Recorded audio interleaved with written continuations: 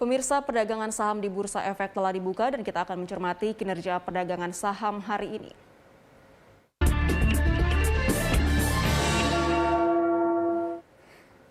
Ya, dan untuk mengetahui pergerakan saham hari ini, kita bergabung bersama Senior Investment Information Mirai Aset Sekuritas. Selamat pagi, Mas Nafan.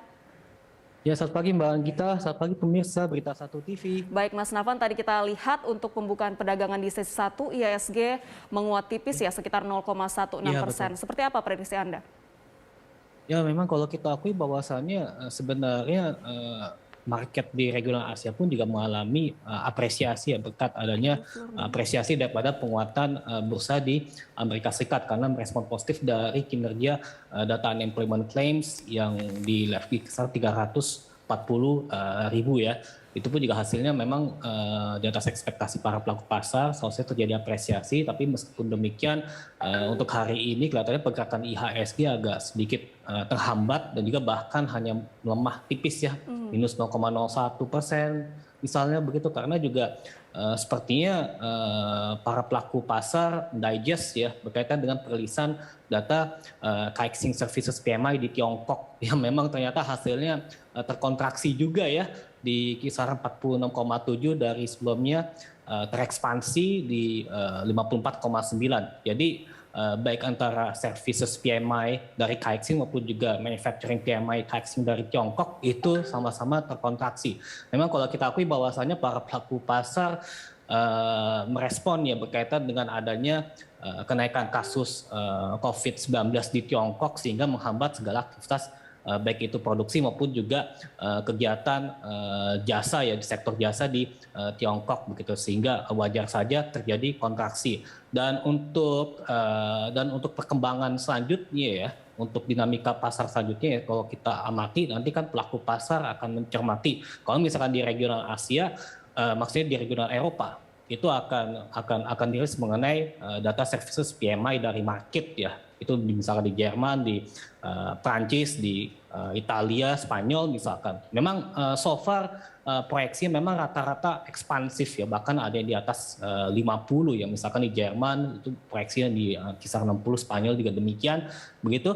Itu semestinya juga bisa membuat market bersikap lebih tenang misalkan seperti itu ya. Lalu juga kemudian juga di sisi lain juga nanti malam akan ada perilisan data US non-farm payroll dari Amerika Serikat, itu pun juga terdiri dari US average hourly earnings, kemudian juga terdapat non-farm employment change, dan juga bahkan terkait dengan data unemployment rate ya, US unemployment rate. Itu yang paling penting dari sisi unemployment rate, karena memang proyeksi dari konsensus itu kinerja angka pengangguran Amerika Serikat akan mengalami penurunan persentase dari 5,4% menjadi 5,2%. Jadi kalau misalkan jika nanti hasilnya memang sesuai dengan ekspektasi, nanti kita akan menanti ya berkaitan dengan misalkan pertemuan The Fed pada bulan ini berkaitan dengan pengumuman tapering, itu pun juga nanti akan dinantikan oleh para pelaku pasar. Dan di sisi selain daripada unemployment, US unemployment claims juga ada pengumuman ISM Services PMI ya dari Amerika Serikat, memang proyeksinya juga masih cenderung ekspansif. Jadi semestinya dengan demikian ini kalau pergerakan IHSG pada hari ini memang proyeksinya memang relatif mix ya, tapi kalau secara teknikal di sini kalau selama pergerakan indeks kita ya masih bertahan di atas EMA 60 ya. Di EMA 60 ini kan kisarannya di kisar 6.060 ya, masih di atasnya begitu. Jadi otomatis mestinya masih terdapat peluang bahwasannya untuk proyeksi IHSG hari ini lebih cenderung mix to higher begitu Mbak. Baik, ini saat ini sedang bergerak fluktuatif untuk IHSG sendiri. Apakah ini akan melanjutkan sampai di perdagangan sore nanti, dan apakah hari ini akan rawan dengan aksi profit taking? Ya, misalkan begini ya, kalau misalkan jika para pelaku pasar lebih cenderung mendigest hasil kinerja Caixin Services PMI yang ternyata mengalami kontraksi di kisaran 40,7 ya, memang saya pikir para pelaku pasar tentunya mengkhawatirkan terkait dengan potensi perlambatan pemulihan ekonomi Tiongkok ataupun juga perlambatan pertumbuhan ekonomi Tiongkok akibat adanya kekhawatiran mengenai lonjakan COVID-19 di negara tersebut begitu ya, sehingga memang hal tersebut akan memberikan sentimen negatif. Tapi misalnya kalau misalkan jika pelaku pasar mencermati misalkan berkaitan dengan nanti akan ada pengumuman dari PMI di Eropa berupa jasa, di Amerika Serikat juga demikian, bahkan berkaitan dengan kinerja data US non-farm payroll. Kalau misalkan jika hasilnya memang sesuai dengan ekspektasi ataupun juga di atas ekspektasi, maka dari itu juga saya pikir terkoreksinya ISG pada hari Jumat pun juga sifatnya hanya bersifat temporer kalau menurut saya, Mbak Antika. Baik, nah ini tadi Anda sempat menyebutkan beberapa sentimen eksternal yang juga menjadi perhatian dari para investor. Kalau untuk sentimen dari dalam negeri sendiri, seperti contohnya data perekonomian yang baru dirilis oleh BPS, yaitu inflasi di bulan Agustus berada di level 0,03%. Apakah ini memberikan dampak kepada pergerakan IHSG?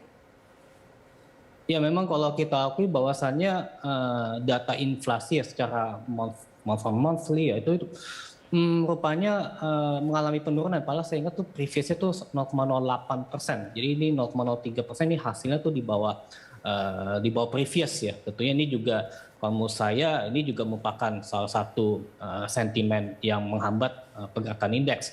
Belum lagi juga kalau saya ingat bahwasannya untuk data inflasi inti ya di Indonesia pun juga mengalami penurunan dari 1,4% jadi 1,31%.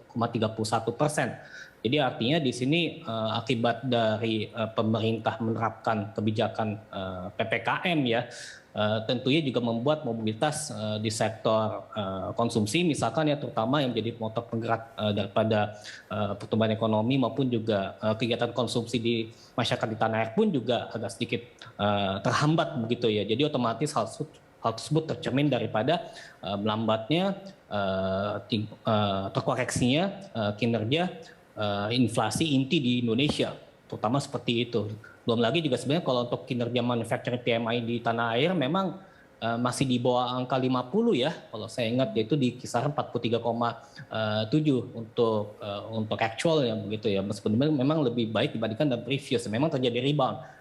Tapi namanya juga di bawah angka 50, memang kegiatan PMI manufacturing di tanah air pun juga masih menunjukkan fase kontraksi ya kalau menurut saya begitu.